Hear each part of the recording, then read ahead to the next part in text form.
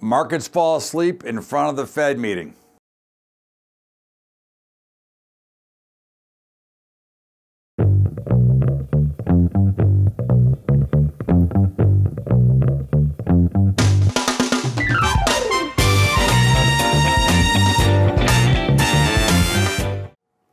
What's up, everybody? Welcome aboard. It's Bubba's Daily Update, and certainly today, although the Dow was higher, the markets were very much mixed and more trading like they were sound asleep as they wait to see what tomorrow's Fed meeting brings. We've got the Fed announcement tomorrow at 2 o'clock Eastern time, and it's sure to bring some fireworks to the market, and everybody's waiting not for what the announcement's going to be, because it's supposedly, based on the Fed funds rate, a 94% chance that they're going to go ahead and hike rates tomorrow. However, everybody wants to hear the verbiage. Is it going to be a dovish rate hike, or is Powell going to be a little more hawkish?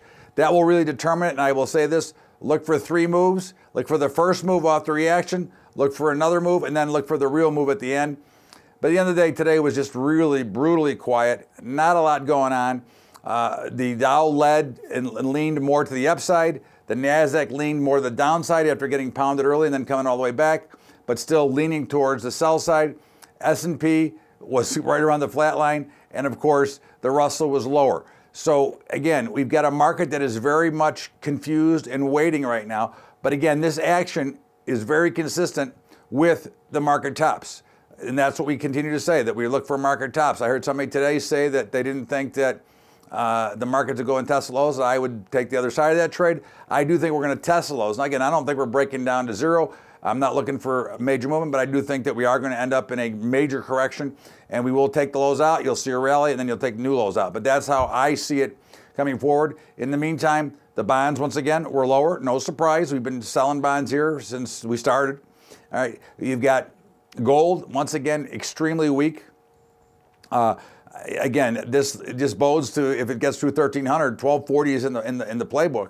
And of course, oil had a major spike up after yesterday's late rally. It had a major spike up today. And of course, we've got a lot of manipulation, a lot of things going on with OPEC and Saudi Arabia and the whole deal. We'll see how that plays out. But again, I go, why? There's so much supply. But again, you'll hear experts trying to tell you that they're going to go higher. So we'll let them go higher. I'll just sell them higher. That's really what it comes down to, because I see no value in this trade. This trade is a fear trade right now, because the markets are in what we call backwardation.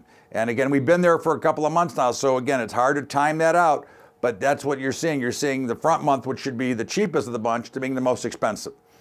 Grains, very, very weak rally today. In fact, corn couldn't even hold the weak rally. Wheat was up big, came down and closed up a couple of cents, and soybeans, but a very moderate day. Nothing to get excited about, but I do think that the bottoms are in here now. I think these are buyable spots and spots you'd want to get long and own the market here. If we look at the meats are now just a total disaster here.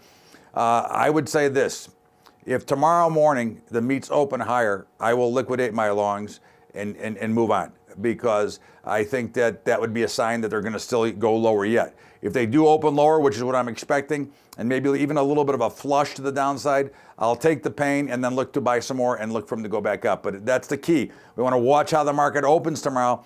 That'll give us a better idea, or a better handle on where we're going to go here. So again, you look at everything kind of looks just kind of like stuck in mud right now, with the exception of the meats. They look like they just want to go down to zero. And again, at some point, they're going to find some buyers, but I hope they don't find them first thing in the morning. I'd like to see them open a little bit lower and then step in there and then use the low as my exit, point to get out.